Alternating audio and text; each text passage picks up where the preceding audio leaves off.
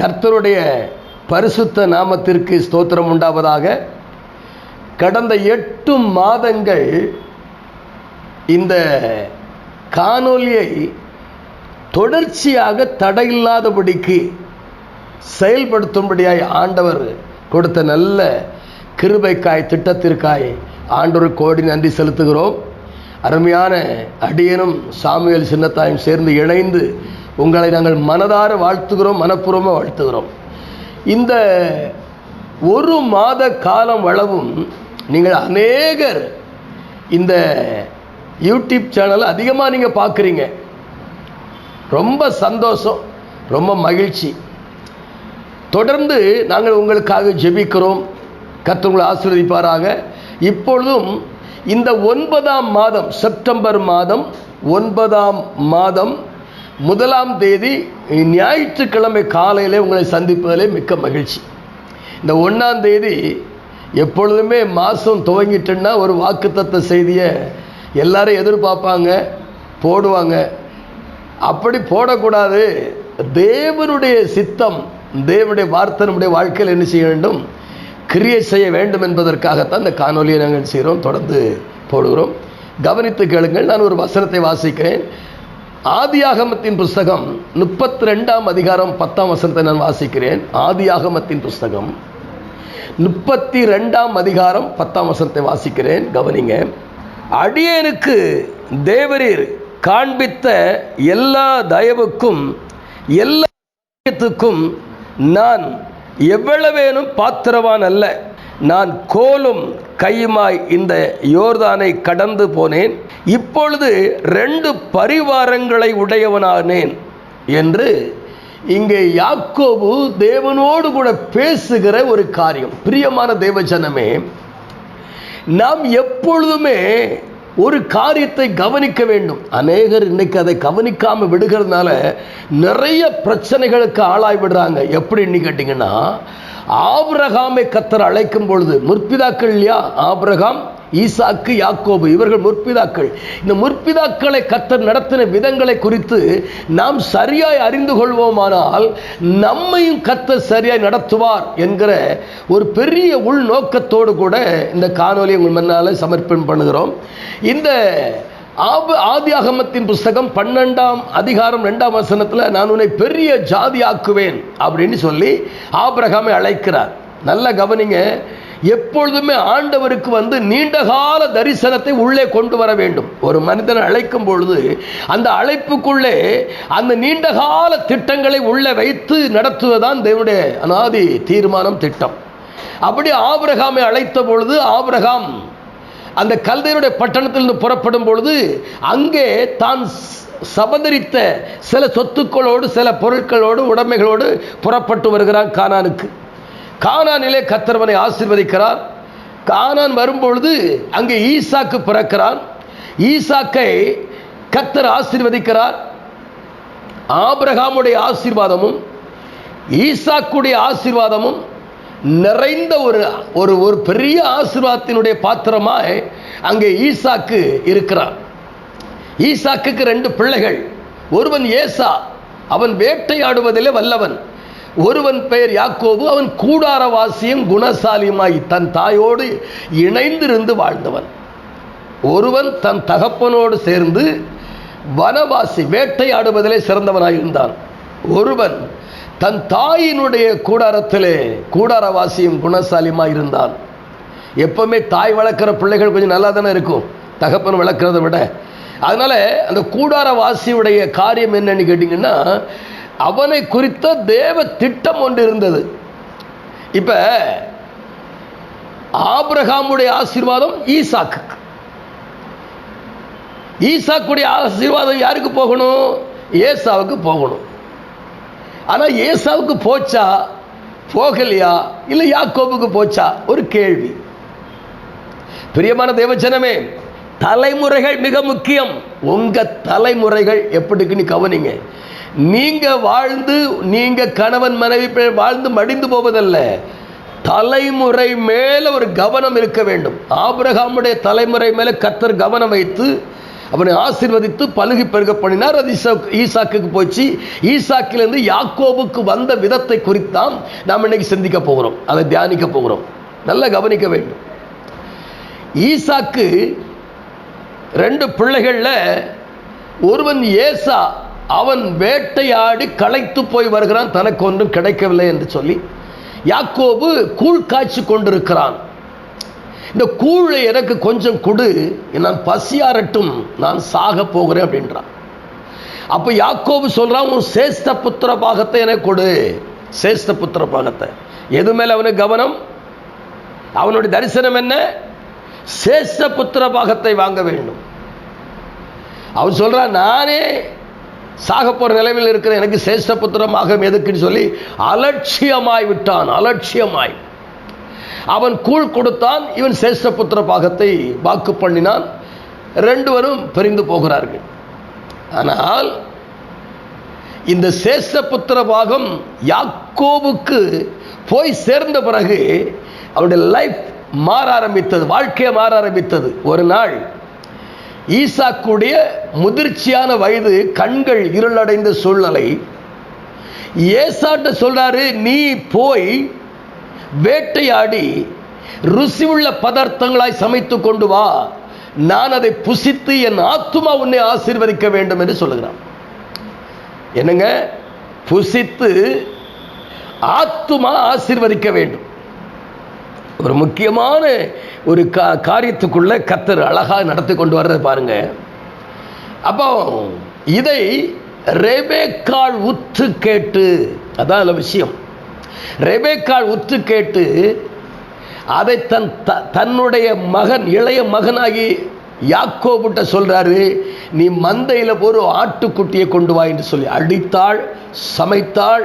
ருசி உள்ள பதார்த்தமாய், தன் புருஷன் எப்படி சாப்பிடுவான்னு அவளுக்கு தெரியும்ல, ருசி உள்ள பதார்த்தமாய் அவளுக்கு கொடுத்தாள். அதை கொண்டு போய் யாக்கோபு ஈசாக்கு கிட்ட போய் கொடுக்கணும்.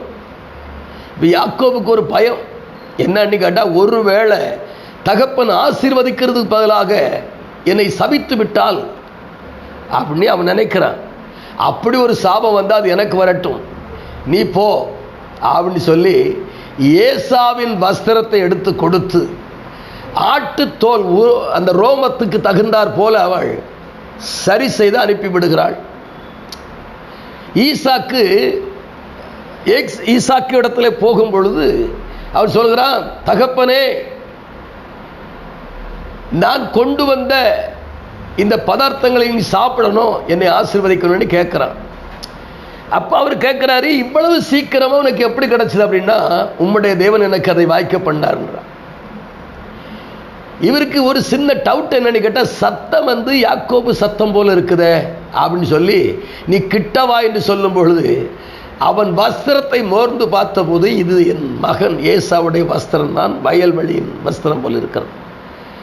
கைகளை தடவி பார்க்கிறான், உரோமங்கள்லாம் சரியா இருக்குது அப்படின்னு சொல்லி சாப்பிட்டு அவன் திருப்தி அடைந்த பின்பு அவனை வரவழைத்து அவனை ஆசீர்வதிக்கிறான். இது ஆதியாகமத்தின் புஸ்தகம் 27ஆம் அதிகாரத்திலிருந்து 27ஆம் வசனத்திலிருந்து சில வசனங்கள் இருக்கு. எப்படி ஈசாக்கு யாக்கோபை ஆசீர்வதிக்கிறான் அப்படின்னா, உனக்கு பூமியின் வானத்து பனி, பூமியின் கொழுமை, தானியம், திராட்சரசம், அது இல்லாம உன்னுடைய தாயினுடைய பிள்ளைகள் உன்னை சேவிப்பார்கள் அப்படின்னு சொல்லி கிட்டத்தட்ட ஒரு 9-10 வாக்கு தத்தங்களை அவனுக்கு கொடுத்து அவனை ஆசீர்வதிக்கிறான். நல்லா கவனிக்க வேண்டும். வாக்கு தத்தங்களை கொடுத்து ஆசீர்வதிக்கிறான். இந்த ஈசாக்கு உடைய அசையா சொத்து இருக்கு பாருங்களேன், அது பல கோடி சொத்துக்கு அதிபதி. அதுல இருந்து ஒரு சொத்துல ஒண்ணும் கூட கொடுக்கல, வெறும் வாக்கு தத்தத்தை கொடுத்து அவனை ஆசீர்வதித்து அனுப்புகிறான். நல்லா கவனிக்கணும். வாக்கு தத்தம் மிக முக்கியம். ஆபிரகாமை வாக்கு தத்தம் பண்ணும் பொழுது வாக்கு தத்தம் அவனுக்கு முன்பாக சென்றது. அவன் போகும் இடமெல்லாம் அந்த வாக்கு தத்தம் அவனோடு கூட இருந்தது. அந்த வாக்கு தத்தத்தை அறிக்கையிட்டான், அதை திரும்ப திரும்ப சொன்னான், தேவனுடைய வார்த்தையை விசுவாசித்தான். ஆனால் விசுவாசத்தில் வல்லவனானான். நல்ல கவனிக்கணுங்க. நமக்கு இந்த வார்த்தை இருக்கு பார்த்தீங்களா, தேவனுடைய வார்த்தை, அது மேல நமக்கு ஒரு தனி கவனம் வேணும். அந்த வார்த்தை தான் நம்முடைய வாழ்க்கையை மாற்றும். சொத்து சுகம் கோடிக்கணக்காக இருந்தாலும் தேவனுடைய வாக்கு தத்தத்துக்கு, தேவனுடைய வார்த்தைக்கு அது நிகரானது அல்ல. எது நிகர் அப்படின்னா தேவனுடைய வாக்கு தத்தம் தான் ஆசீர்வாதத்தினுடைய மிக முக்கியமான ஒரு காரியம். ஆண்டவர் ஒரு வாக்கு தத்தத்தை கொடுத்ததுல ஆபிரகாம் அதுல அப்படியே நிலைத்திருந்து அறிக்கையிட்டான், கேட்டான், அதை அறிக்கையிட்டான், கேட்டான், அறிக்கையிட்டான், கேட்டான், அறிக்கையிட்டான். அந்த வார்த்தையானது அவனுக்குள்ள இருந்து பேச ஆரம்பித்தது, அவனை திரளாய் பெருக பண்ணிற்று. உங்க வாழ்க்கையில தேவனுடைய வாக்கு தத்தத்தை, தேவனுடைய வார்த்தையை ரொம்ப உதாசீனப்படுத்தாதீங்க, அலட்சியப்படுத்தாதீங்க. அது மேல ஒரு கவனம் செலுத்துங்க, அது மேல கவனம் செலுத்துங்க. ஆபிரகாம் கவனம் செலுத்தினான், ஈசாக்கு கவனம் செலுத்தினான். இப்ப ஈசாக்கு கோடிக்கணக்கான சொத்து, அந்த சொத்தெல்லாம் ஒண்ணு யாக்கோபு கொடுக்கல. அந்த சொத்துல ஒரு சல்லி காசு கூட கொடுக்கலங்க. என்ன கொடுத்தான்? வாக்கு தத்தத்தையும் வார்த்தையும் கொடுத்து ஆசீர்வதித்தான். ஆத்துமா அவனை ஆசீர்வதிக்கிறது. அந்த ஆசீர்வாதத்தோடு புறப்பட்டு அவன் தாய் சொன்னால், உன்னுடைய சகோதரன் உன்னை கொண்டு போடுவான், இங்க இருக்காத, போ என்று சொல்லி பதாம் ஆராமில் இருக்கிற தன்னுடைய சகோதரியுடைய, தன்னுடைய தாயுடைய அண்ணன் வீட்டுக்கு அனுப்புறான், லாபான் வீட்டுக்கு. இப்பதான் அவர் சொல்லார், நான் கோலும் கையுமாய் இந்த யோர்தானை கடந்து போனேன், இப்பொழுது நான் 2 பரிவாரங்களை உடையவன் ஆனேன் என்று சொல்லி யாக்கோபு இப்படியாய் சொல்லுகிறான். பிரியமான தேவஜனமே, ஆபிரகாமுடைய சொத்து வேற, ஈசாக்குடைய சொத்து வேற, ஆனா யாக்கோபுடைய சொத்துக்கள் வேற. சோத்திரம். இவன் பதாம் அராமிலே போய் உட்கார்ந்து வேலை பார்க்க ஆரம்பித்தான். திருமணமானது, பிள்ளைகள் பிறந்தார்கள், மறுமனையாட்டியர்கள் வந்தார்கள், வேலைக்காரர்கள் வேலைக்காரிகள் எல்லாவற்றையும் சவதரித்தான். ஆண்டவர் கொடுத்த தரிசனத்தின் மேல அவன் ரொம்ப கவனமாக இருந்து அறிக்கையிட்டு தனக்கு தேவன் என்ன வைத்திருக்கிறார் என்பதை அறிந்து அனுபவித்து வாழ்ந்தவன் யாக்கோபு. ஆனால் தான் சொல்றார், 2 பரிவாரங்களை உடையவனாக கர்த்தனை ஆசீர்வதித்தார், மாற்றினார். 2 பரிவாரங்கள். பரி என்றால் குதிரையை குறித்து சொல்லுகிறது. ராஜாவுடைய பரிவாரங்கள், ராஜாவுடைய அந்த சர்வை, இது எல்லாமே சேர்ந்து யாக்கோபை திரளாய் பெருக பண்ணிற்று, திரளாய் பெருக பண்ணிற்று. இப்ப ஆபிரகாமுடைய சொத்து மதிப்பை விட, ஈசாக்குடைய சொத்து மதிப்பை விட யாக்கோபுடைய சொத்து மதிப்பு அதிகமாய் பெருகிற்று. காரணம், யாக்கோபை ஈசாக்கு வாக்கு தத்தங்களாலும் வார்த்தைகளாலும் ஆசீர்வதித்து அனுப்பினான். அருமையான தேவஜனமே, இந்த செப்டம்பர் மாதம், இந்த 9ஆம் மாதம் 1ஆம் தேதி உங்களுக்கு வருகிற வார்த்தை என்ன தெரியுமா?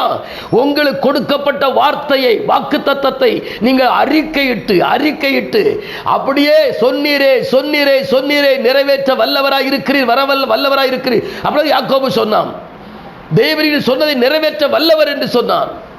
ஆண்டவர் அவனுக்கு அப்படிப்பட்ட தரிசனங்களை கொடுத்து ஆசீர்வதித்தார். இந்த காணொலியை கேட்கிற கர்த்தருடைய பிள்ளைகள் வாக்கு தத்தத்தை குறித்து அசதியாயிராதபடிக்கு ஜாக்கிரதையா இருந்து அதை அறிக்கையிடுவதிலே, வார்த்தையை உள்வாங்கி வாழ்வதிலே, அந்த வார்த்தை, தேவனுடைய சத்தம், தேவனுடைய வார்த்தை, வாக்கு தத்தம், இவைகளை அறிக்கையிட இந்த வாக்கு தத்தம் உங்களை உயர கொண்டு போகும்.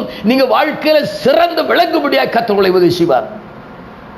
இந்த நாள் ஞாயிற்றுக்கிழமை, உயிர்த்தெழுந்த நாள். இந்த உயிர்த்தெழுந்த நாளிலே கர்த்தருடைய ஆசீர்வாதத்தை நீங்கள் அனுபவித்து வாழ கர்த்தர் உங்களுக்கு அனுக்கிரகம் பண்ணுவாராக. கல்வாரி சிலுவையிலே சிந்தப்பட்ட இரத்தத்தின் வழியாய் ஆபிரகாமுக்கு உண்டான ஆசீர்வாதம் கிறிஸ்து இயேசுவின் மூலமாய் உங்களுக்கு வரும்படி ஆவியை குறித்து சொல்லப்பட்ட வாக்கு தத்தத்தை நீங்கள் விசுவாசத்தினாலே சுதந்திரித்து வாழ்வதற்காகத்தான் இந்த காணொலியை கலாத்தியர் 3ஆம் அதிகாரம் 14ஆம் வசனம் சொல்லுகிறது.